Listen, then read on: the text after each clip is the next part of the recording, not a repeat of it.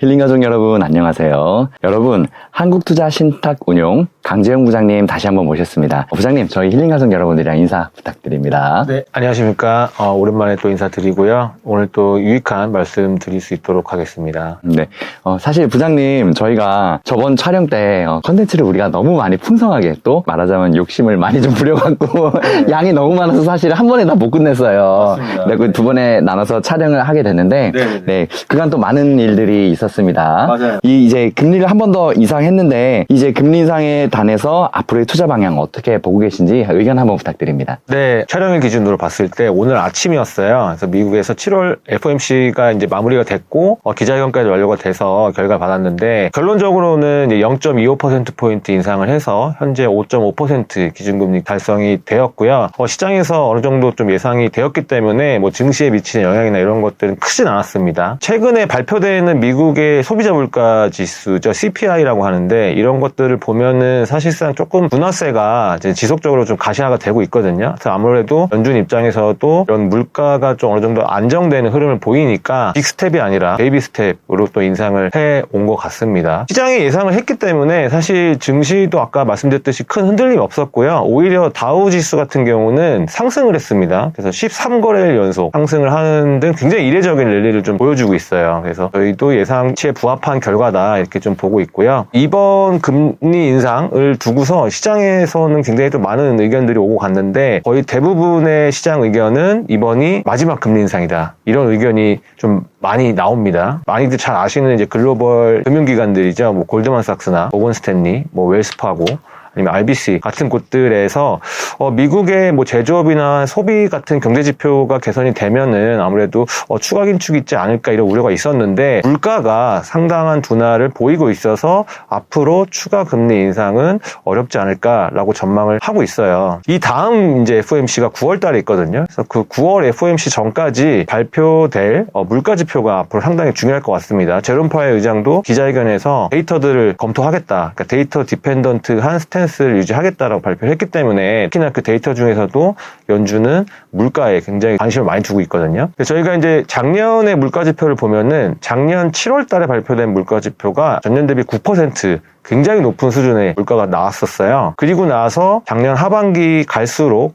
이 물가는 계속해서 좀 하향한 모습을 좀 보였었거든요. 그러니까 7월 달에 고점을 기록하고 연말로 갈수록 작년에 물가가 계속 하락을 했기 때문에 그러면 이제 앞으로의 물가도 저희가 어느 정도는 예측을 할 수가 있을 것 같습니다. 이번에 발표된 물가보다 9월 전에 발표될 이제 두 번의 물가 지표는 급등할 거라기보다는 조금은 기저효과도 감안하면 하락할 것으로 좀 보고 있어서 그렇게 된다면 이제 9월 FOMC에서도 금리가 인상할 거라기보다는 동결할 가능성이 좀 조심스럽게 전망이 좀 되고 있고요. 시장의 참여자들, 뭐 각종 투자자들 이러한 전망에 이제 무게가 좀 많이 실리면서 사실상 이제 시장의 관심은 금리 인상 여부보다 현재 금리의 지속 기간, higher for longer라고 지난번에 말씀드렸었는데 현재 수준의 높은 금리가 얼마나 갈 것인가, 그리고 최종적으로는 금리가 언제 인하될 것인가, 인하로 전환되는 시점 언제일지 이런 것들로 관심이 좀 옮겨갈 것으로 좀 생각이 됩니다. 연준 같은 경우는 꾸준하게 물가 잡기가 금리 정책의 목표다라고 강조를 해왔기 때문에 물가가 만약에 잡히게 되거나 아니면 예상보다 빠르게 떨어진다면 금리 인하 시점도 저희가 예상하는 것보다는 좀 더 빠르게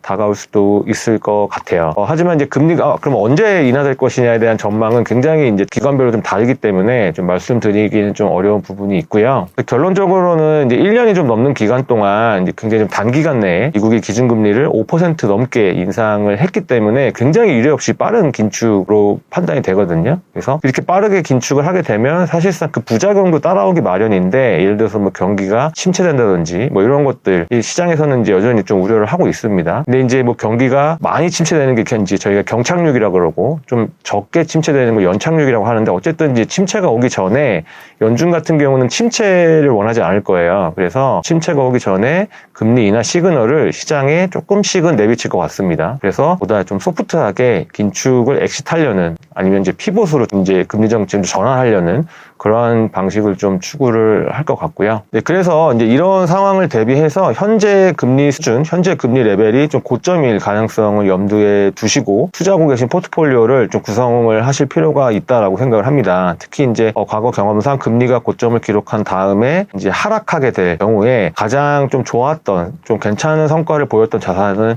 채권으로 좀 보여지기 때문에 향후에 금리 하락을 대비한 채권 투자, 특히 조금 더 만기가 긴 장기 국채 투자가 저희는 유효할 것으로 좀 생각이 되고 있고요. 만기가 길수록 금리가 떨어질 경우에는 이제 자본 차익이 극대화될 수 있기 때문에 만기가 짧은 채권보다 조금 더 레버리지 효과를 극대화할 수 있는 그런 긍정적인 부분도 있습니다. 그래서 국내 투자자분들께서는 사실 국내에 상장된 ETF 중에 미국의 초장기 국채 투자하는 ETF로 이 같은 채권 대응이 좀 가능하실 것 같아요. 특히 미국의 초장기 채권이 보통 30년 만기로 발행된 잔존 만기 20년 이상 채권을 얘기를 하는데, 이러한 채권에 투자한 ETF 중에서 이 채권 현물에 투자하는 ETF들이 있습니다. 이런 경우에는 실제로 채권에 투자를 하기 때문에 이자가 발생을 해서 ETF가 수령을 하는데, 그 이자를 매월 분배하는 월배당이라고 하는데, 그런 ETF도 있기 때문에 한 번쯤 인컴 확보도 필요하시고 또 초장기 국채에도 투자를 원하시는 분들은 국내 상장 ETF 중에서 관련된 ETF를 좀 봐주시면 좋을 것 같고요. 이미 국내에 투자한 분들께서는 이러한 어떤 그 금리 고점에 대한 기대감을 갖고 계셔서 올 상반기에도 그렇고 현재도 그렇고 미국 초장기 국채 투자한 ETF를 국내 증시에서 순매수를 계속 지속을 하고 계십니다. 네. 그 좋은 의견들 많이 이야기해 주셨네요.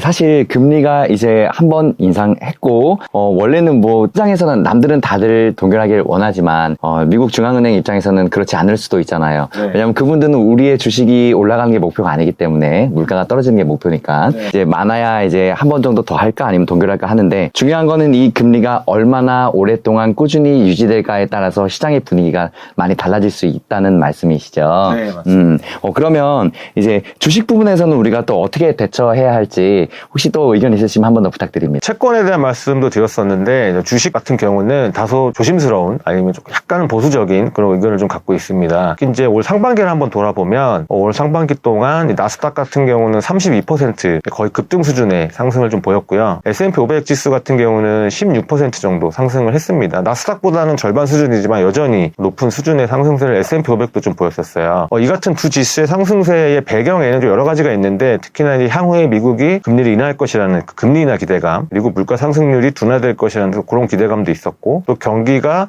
경착륙보다는 좀 연착륙, 고용이 워낙 강했기 때문에 경기 연착륙에 대한 기대감, 이러한 호재들이 이미 어느 정도 선반영이 되어서 올 상반기에 주식시장에 반영이 돼서 상승세를 좀 보였다, 이런 가능성을 좀 저는 높게 보고 있어요. 그래서 만약에 올해 하반기에 경기 회복세나 아니면 경기 성장률이 조금은 둔화되거나 아니면 침체까지 올 경우에는 올 상반기에 보였던 좀 강한 증시 상승세 좀 부담으로 작용할 수는 있을 것 같습니다. 한마디로 증시가 너무 빨리 오른 감이 있기 때문에 향후에 발생 가능한 자그마한 악재에도 좀 민감할 수 있기 때문에, 전체 이제 투자하고 계신 포트폴리오 측면에서는 주식 쪽은 조금은 보수적인 접근을 저희는 권장을 좀 드리고요. 아까 말씀드렸던 채권 부분, 장기 국채 위주로 채권 쪽을 좀 늘려가신다면 어느 정도 좀 방어적인 포트폴리오 구축도 좀 도움이 되실 것 같습니다. 그럼에도 주식 쪽을 한번 업종별로 살펴보면, 일단은 상반기에도 그랬지만 하반기도 이제 AI, 인공지능 테마를 필두로 한 이제 빅테크 위주의 기술주에 대한 관심은 여전히 좀 유효할 것 같습니다. 워낙 좀 중장기적인 테마이기 때문에. 하지만 워낙 급히 오른 탓도 있기 때문에 종목별 실적에 따라서 종목별로 좀 차별화된 성과를 보이는 차별화 장세, 종목 장세, 이런 것들에 대한 가능성이 좀 높아 보입니다. 그래서 이 기술 업종, IT 업종이 좋다고 IT 업종에 전부 다 투자하시는 그런 업종별 대응보다는 그 업종 내에서도 실적 개선이 좀 뚜렷한 종목 위주의 대응을 하시는 게 더 유효할 것으로 보이고요. 다행히 이제 최근에 2분기 실적이 미국에서 계속 발표가 되고 있는데, 마이크로소프트나 알파벳이나 메타 같은 빅테크 기업들도 2분기 실적이 좀 개선되면서 밸류에이션이 좀 정당화되는 모습을 좀 보이고 있고요. 시장에서도 이 성장주에 대해서 어느 정도 좀 안도감을 갖는, 그간 많이 올랐는데 그래도 실적이 잘 나와서 다행이다, 약간 이런 안도하는 모습을 좀 보여주고 있습니다. 하지만 하반기는 상반기만큼의 어떤 강한 기술주 상승은 다소 어려울 수도 있어요. 그래서 시장에서도 하더라도 조금이라도 악재가 생긴다면 같은 주가가 오른 부분에 대한 차익 실현을 하려는 욕구도 커질 수 있습니다. 최근에는 다우지수는 오르지만 나스닥 같은 경우는 조금은 조정을 받는 부분도 있거든요. 그래서 나스닥도 이런 차익 실현 욕구 때문에 좀 조정을 받는 일환이라고 좀 보고 있고요. 그래서 하반기 주식시장 대응을 하실 때는 성장주도 물론 유효한 종목별 대응을 하실 때는 좀 유효하다고 보고 있는데 연말로 갈수록 이제 배당주가 조금은 더 관심을 받을 수 있을 것 같습니다. 상반기에는 성장주 대비해서 배당주가 워낙 상대적으로 언더퍼폼을 했기 때문에 특히 이제 배당주 중에서도 배당을 매년 이제 성장시킨 주식을 저희가 이제 배당 성장주라고 표현을 합니다. 이 배당 성장주 같은 경우는 펀더멘털이 워낙 양호하고 현금 보유량도 높아서 배당 여력이 좀 탄탄한 편이거든요. 그래서 기존 주주들이 매도하기보다는 보유하려는 욕구가 더 강합니다. 그래서 증시가 조정이 와도 상대적으로 다른 주식에 비해서 배당 성장주는 매도세가 상대적으로 좀 약한 편이 있어요. 그래서 하반 경직성도 좀 강하다 이런 측면도 있어서 배당 성장주에 대한 관심을 좀 가지시면 하반기로 갈수록 좀 주식 쪽은 좋으실 것 같고요. 마지막으로는 최근에 이제 미국에서 금리 고점 기대감이 좀 강해지면서 달러화가 약세 추세를 좀 보이고 있어요. 그래서 달러가 약세로 가다 보니까 일반적으로 다른 통화들의 가치가 좀 올라가고 있는 상황인데 연준의 긴축 사이클이 좀 완화가 되거나 피복까지 가능할 것이라는 기대감 때문에 달러가 앞으로 더 약세를 추세적으로 보인다면 달러가 약세를 보였을 때 수혜가 예상되는 대표적인 자산이 신흥국 자산입니다. 그중에서 신흥국 주식시장 같은 경우가 좀 더 좋아 보이는 측면이 있기 때문에 하반기에는 신흥국 증시에 대한 비중 확대도 한 번쯤은 고려해 보시면 조금 좋을 것 같고요. 신흥국이라는 범주가 워낙 넓기 때문에 어떤 국가별로 조금은 더 말씀을 드려보면은 이 신흥국 중에서도 미중 무역 갈등 속에서 중국의 공급망 탈피 아니면 디커플링 이런 수혜가 기대되는 지역이 대표적인 게 이제 베트남하고 인도입니다. 그래서 신흥국 국가 중에서도 저희는 베트남 아니면 인도를 조금 더 유망하게 보는 편입니다.